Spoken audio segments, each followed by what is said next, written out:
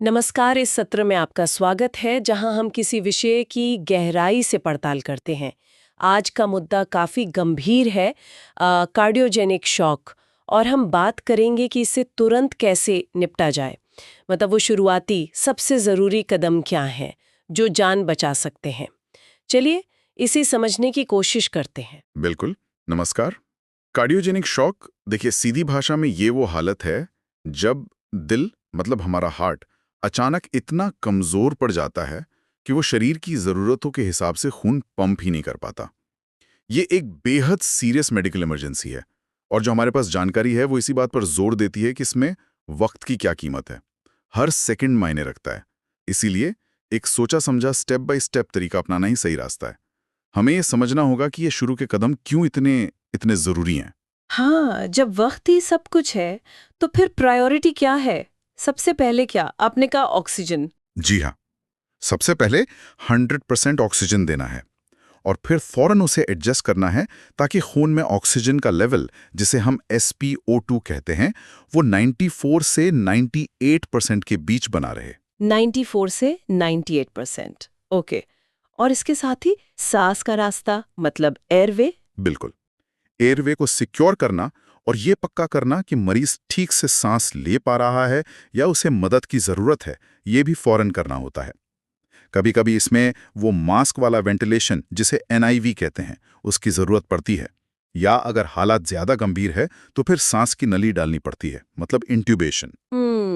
और आपने कहा था आईवी लाइन भी। जी हाँ, IV एक्सेस, नस में सुई लगाकर रास्ता बनाना ताकि दवाएं या फ्लूइड्स दिए जा सकें।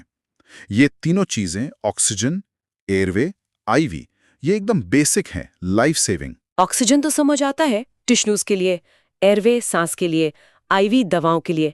लेकिन ये SpO2 का 94-98% वाला टारगेट इतना खास क्यों है? देखिए, ये एक तरह का बैलेंस है। 94% से कम मतलब शरीर को पर्याप्त ऑक्सीजन नहीं मिल रही, जो खतरनाक है। लेकिन 98% से बहुत ज्यादा, खासकर 100% लगातार देना भी कुछ स्थितियों में नुकसान कर सकता है। वो फ्री रेडिकल्स वगैरह बना सकता है। तो 94-98% एक सुरक्षित और असरदार रेंज मानी जाती है। अच्छा, ये तो हुई शुरुआती चीजें। एक और खास बात जो सोर्स में लिखी है, अगर किसी की कार्डियक सर्जरी हुई हो और उसके बाद ये शॉक हो तो। हाँ, ये एक बहुत बहुत महत्वपूर्ण पॉइंट है।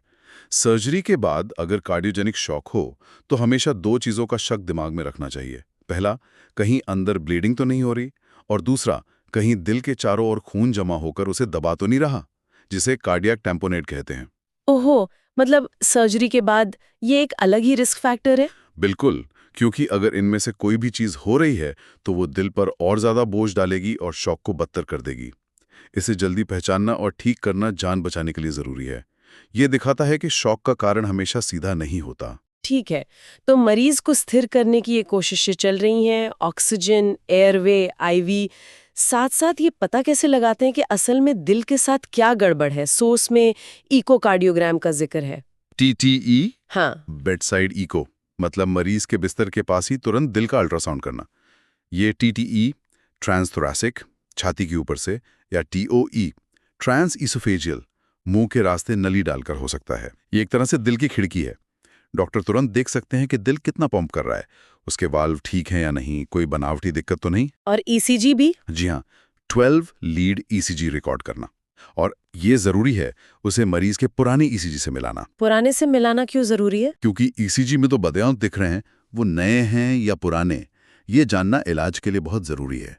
मान लीजिए कोई असामान्यता दिख रही है, अगर वो पुरानी है तो शायद उसका शॉक से सीधा लेना देना न हो। लेकिन अगर वो नई है तो वो हमें हार्ट अटैक, MI या एरिथमिया, धड़कन की गड़बड़ी जैसी वजहों की तरफ इशारा कर सकती है। ये दोनों जांचें, इको और ECG, मिलकर एक तस्वीर बनाती हैं कि दिक्कत कहाँ है। दिलचस्प है कि ये सब कितनी तेजी से साथ साथ करना होता है। अच्छा, तो मान लीजिए इको और ईसीजी से कुछ पता चला, अब इलाज कैसे होगा? जैसे अगर धड़कन की गड़बड़ी मतलब एरिथमिया है तो उसे फौरन ठीक करना है, क्योंकि अगर धड़कन बहुत तेज, बहुत धीमी या अनियमित है तो वो पहले से कमजोर दिल की पंपिंग को और खराब कर देगी। धड़कन को कंट्रोल करने से पंप फंक्शन सुधर सकता है। और अगर हार्ट अटैक का सबूत मिले, जैसे एमआई कहते हैं। तब तो सबसे जरूरी है रीपरफ्यूजन, मतलब दिल की नस में जो रुकावट आई है उसे जल्द से जल्द खोलना। इसके लिए सही रणनीति अपनानी होगी, जैसे एंजियोप्लास्टी जिसमें स्टेंट डालते हैं, या फिर बाईपास सर्जरी। इसके लिए कार्डियोलॉजिस्ट से सलाह लेना बहुत ज़रूरी है कि मरीज के लिए सबसे अच्छा क्या रहेगा। ठीक है। सोर्स में एक और स्थिति बताई है, मायोकार्डियल इस्कीमिया, मतलब दिल को खून कम मिल रहा है पर शायद अभी पक्का नुकसान नहीं हुआ। इसमें इलाज के लिए कहा है, पर एक चेतावनी भी है। ऐसी दवाओं से बचना है जो ब्लड प्रेशर और कम कर दें, जैसे वैसोडाइलेटर्स, बीटा ब्लॉकर्स। ये तो मुश्किल लगता है। हाँ, ये सच में एक बहुत ही नाजुक संतुलन साधने वाली बात है। कार्डियोजेनिक शॉक में ब्लड प्रेशर पहले ही बहुत कम होता है। अगर हम इस्कीमिया का इलाज करते हुए ऐसी दवा दे दें जो ब्लड प्रेशर और गिरा दे, तो हम मरीज की हालत और बिगाड़ सकते हैं। ये बहुत खतरनाक हो सकता है। इसलिए ऐसी दवाओं का इस्तेमाल करते समय बहुत ज़्यादा सावधानी और लगातार ब्लड प्रेशर की निगरानी ज़रूरी है। एग्रेसिव सेडेशन मतलब ज़्यादा बेहोशी की दवा देने से भी बचना होता है। समझ गई। और एक आम प्रॉब्लम भी बताई है, पल्मोनरी एडिमा, फेफड़ों में पानी भर जाना। इसके लिए कहा है कि NIV, वो मास्क वाला प्रेशर सपोर्ट, मदद कर सकता है। लेकिन पेशाब लाने वाली दवाएं, डायूरेटिक्स, इनके लिए फिर वही चेतावनी है, बहुत सावधानी से इस्तेमाल करें। क्यों? ठीक से खून आगे पंप नहीं कर पाता तो खून फेफड़ों में पीछे जमा होने लगता है, मतलब बैकअप होने लगता है। NIV क्या करता है, वो पॉजिटिव प्रेशर से फेफड़ों की छोटी हवा की थैलियों एल्वियोलाई को खुला रखने में मदद करता है, जिससे गैस एक्सचेंज यानी ऑक्सीजन अंदर लेना और CO2 बाहर निकालना बेहतर होता है। डायोरेटिक्स शरीर से फालतू पानी निकालकर फेफड़ों पर जमा हुए फ्लूइड का बोझ कम करते हैं, लेकिन वो खून के वॉल्यूम को भी कम करते हैं। और अगर मरीज का ब्लड प्रेशर पहले ही कम है तो वॉल्यूम कम होने से वो और गिर सकता है। इसीलिए इतनी सावधानी बरतने को कहा गया है। यहाँ फिर वही बात आती है, लगातार निगरानी बहुत जरूरी है। ये लगातार निगरानी की बात, सोर्स में जिक्र है कि जल्दी ही आर्टीरियल लाइन और सेंट्रल वीनस लाइन डालनी चाहिए किसी अनुभवी द्वारा। ये क्या है और क्यों जरूरी है? हाँ, देखिए, आर्टीरियल लाइन एक पतली ट्यूब होती है जो हाथ या पैर की धमनी आर्टरी में डाली जाती है। ये एक मशीन से जुड़कर हमें लगातार हर सेकंड का ब्लड प्रेशर बताती है। ये बहुत सटीक जानकारी देती है। और सेंट्रल वीनस लाइन, जिसे CVC भी कहते हैं, एक लंबी पतली ट्यूब होती है जो गर्दन, छाती या जांघ की किसी बड़ी नस वेन में डाली जाती है। इसके कई फायदे हैं। एक तो ये सेंट्रल वीनस प्रेशर CVP मापती है, जिससे हमें शरीर में फ्लूइड की मात्रा का थोड़ा अंदाजा लगता है। दूसरा, इससे कुछ खास दवाएं जैसे आइनोट्रॉप्स, जिनकी बात हम करेंगे, सुरक्षित तरीके से दी जा सकती हैं।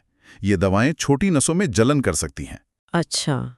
और सोर्स में एक सलाह है कि अगर खून पतला करने वाली या थक्का गलाने वाली दवाएं दी गई हैं तो सबक्लेवियन रूट से बचना चाहिए, मतलब कॉलरबोन के पास वाली नस से। जी, वो इसलिए कि ये सबक्लेवियन नस ऐसी जगह है जहां अगर ब्लीडिंग शुरू हो जाए तो उसे दबाकर रोकना मुश्किल होता है, क्योंकि वो हड्डी के नीचे होती है। अगर मरीज को खून पतला करने वाली दवाएं मिली हैं तो ब्लीडिंग का खतरा वैसे ही ज्यादा होता है। गर्दन, जुगलर या जांग फेमोरल वाली नसें ऐसी हैं कि अगर वहां ब्लीडिंग हो तो उन्हें सीधे दबाकर कंट्रोल करना आसान होता है। ये बस एक सेफ्टी प्रिकॉशन है। समझ गई। ये लाइंस हमें दकीक जानकारी देती हैं। अब बात करते हैं फ्लूइड्स की, तरल पदार्थों की। आमतौर पर लगता है हार्ट फेलियर में तो शरीर में पानी ज्यादा होता है, तो क्या कार्डियोजेनिक शॉक में फ्लूइड देना ठीक है? सोर्स कहता है कुछ खास स्थितियों में जरूरत पड़ सकती है। हाँ, ये एक बहुत बहुत महत्वपूर्ण सवाल है। ज्यादातर मामलों में कार्डियोजेनिक शॉक में मरीज वेट होता है, मतलब उसके फेफड़ों में पानी होता है, वो ओवरलोडेड होता है। लेकिन कुछ खास स्थितियां हैं, जैसे अगर दिल के दाहिने हिस्से में प्रॉब्लम है या अगर मरीज को साथ में सेप्सिस या ट्रॉमा जैसी कोई और वजह से शरीर में पानी की कमी, हाइपोवोलेमिया भी है। ऐसी चुनिंदा स्थितियों में बहुत सावधानी से फ्लूइड देना फायदेमंद हो सकता है। कैसे पता चलेगा कि फ्लूइड देना है या नहीं? सोर्स कुछ संकेत बताता है, जैसे अगर CVP बहुत कम है, 5 सेंटीमीटर H2O से कम, या एक और माप होती है pulmonary artery occlusion pressure, PAOP, अगर वो कम है, 15 मिलीमीटर Hg से कम। अगर ऐसे संकेत हैं कि टैंक शायद खाली है, तो बहुत छोटे फ्लूइड बोलस जैसे 100-200 ml एक बार में देकर देखना होता है कि ब्लड प्रेशर सुधरता है या नहीं। लक्ष्य होता है कि दिल का बायां हिस्सा, लेफ्ट वेंट्रिकल, ठीक से भर जाए पर ओवरलोड ना हो, जैसे PAOP 15 से 20 mmHg तक पहुंच जाए। यह सब लगातार इको और प्रेशर मॉनिटरिंग के साथ किया जाता है। और हाँ, इसी के साथ शरीर में इलेक्ट्रोलाइट्स जैसे पोटेशियम, मैग्नीशियम, इनका बैलेंस भी ठीक करना जरूरी है। इनका असंतुलन भी दिल के काम को बिगाड़ सकता है। ओके, तो मान लीजिए ये सब किया, एयरवे, ऑक्सीजन, शुरुआती इलाज, जरूरत पड़ी तो फ्लूइड भी दिया, वो भी सावधानी से, पर ब्लड प्रेशर अभी भी खतरनाक रूप से कम है, तब क्या? सोर्स आयनोट्रोप्स का जिक्र करता है। ये क्या दवाएं हैं? आयनोट्रोप्स वो दवाएं हैं जो सीधे दिल की मांसपेशियों पर असर करके उनके सिकुड़ने की ताकत को बढ़ाती हैं। मतलब वो दिल को ज्यादा जोर से पंप करने में मदद करती हैं। इनका इस्तेमाल तब करते हैं जब बाकी उपायों के बावजूद ब्लड प्रेशर ठीक नहीं हो रहा और अंगों तक खून का दौरा, जिसे हम परफ्यूजन कहते हैं, वो ठीक नहीं है। लक्ष्य होता है कि दवा की डोज को धीरे धीरे एडजस्ट किया जाए, तब तक जब तक कि अंगों का परफ्यूजन सुधर ना जाए, जैसे पेशाब बनना शुरू हो जाए, मरीज थोड़ा होश में आ जाए, या फिर ब्लड प्रेशर एक सुरक्षित लेवल तक पहुंच जाए, जैसे सिस्टोलिक प्रेशर 90 mmHg से ऊपर और mean arterial pressure map 65 mmHg से ऊपर। सोर्स में कुछ खास दवाओं के नाम भी हैं शायद। जी हाँ, कुछ कॉमन दवाएं बताई गई हैं। डोबूटामाइन, इसे अक्सर पहली पसंद माना जाता है, खासकर जब पंप फेलियर मुख्य समस्या हो। ये पेरिफेरल या सेंट्रल लाइन से दी जा सकती है, पर इसमें एक पेच है, कभी कभी ये ब्लड प्रेशर और गिरा सकती है, खासकर अगर मरीज में पानी की कमी हो। एड्रेनालिन और डोपामाइन, ये भी बहुत पावरफुल दवाएं हैं, ब्लड प्रेशर बढ़ाती हैं, लेकिन इनके साइड इफ़ेक्ट्स भी हैं। ये हार्ट रेट बहुत बढ़ा सकती हैं, दिल की ऑक्सीजन की ज़रूरत बढ़ा सकती हैं और अरिदमिया यानी धड़कन की गड़बड़ी का खतरा भी पैदा कर सकती हैं। मिलरिनोन या एनॉक्सीमोन, ये दवाएं उन मुश्किल केस में सोची जा सकती हैं जो पहली दवाओं से ठीक नहीं हो रहे, खासकर अगर शॉक का कोई ऐसा कारण है जिसे ठीक किया जा सकता है। तो मतलब दवा चुनना और उसकी डोज तय करना मरीज की खास हालत और वो दवा पर कैसा रिस्पॉन्स दे रहा है, इस पर निर्भर करता है। और अगर ये दवाएं भी काम न करें, मतलब हालत बहुत ही ज्यादा खराब है, क्या तब भी कुछ किया जा सकता है? सोर्स में कुछ मैकेनिकल सपोर्ट डिवाइसेस का जिक्र है। हाँ बिल्कुल, ये उन सबसे गंभीर रिफ्रैक्टरी शॉक के मामलों के लिए हैं जहां दवाएं भी नाकाफी साबित हो रही हैं। ये असल में मशीनें होती हैं जो या तो दिल के काम का बोझ कम करती हैं या फिर अस्थायी तौर पर उसके काम को संभाल लेती हैं। सोर्स दो मुख्य तरह की डिवाइसेस बताता है। IABP यानी इंट्रा एओर्टिक बैलून पंप।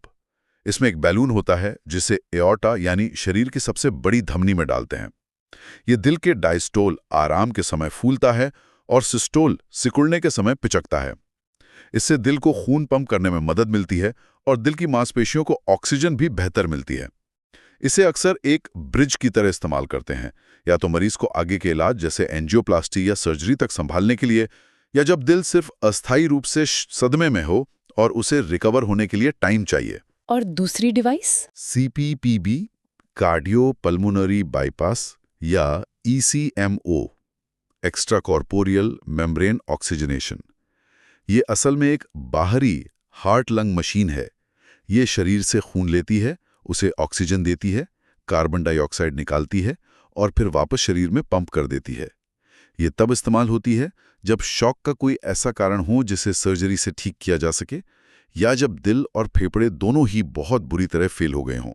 यह सबसे एडवांस सपोर्ट है। वाह! तो अगर हम पूरी प्रक्रिया को एक साथ देखें तो ये एक बहुत तेज और कई लेयर्स वाला अप्रोच है। पहले बिल्कुल basic life support, oxygen, airway, IV, फिर तुरंत डायग्नोसिस, इको, ECG से पता लगाना कि दिक्कत क्या है, फिर उस कारण का इलाज, हार्ट अटैक, अरिदमिया, जो भी हो, और साथ में कॉम्प्लिकेशंस जैसे पल्मोनरी एडिमा का मैनेजमेंट, लेकिन हमेशा ब्लड प्रेशर का ध्यान रखते हुए। फिर advanced monitoring, arterial line, central line, उसके आधार पर ज़रूरत हो तो बहुत सावधानी से फ्लूइड, अगर फिर भी BP कम है तो आइनोट्रोप्स, और अगर वो भी फेल हो जाए तो मैकेनिकल सपोर्ट। ये सब बहुत तेज़ी से और एक तयशुदा तरीके से करने की ज़रूरत है। बिल्कुल सही कहा आपने।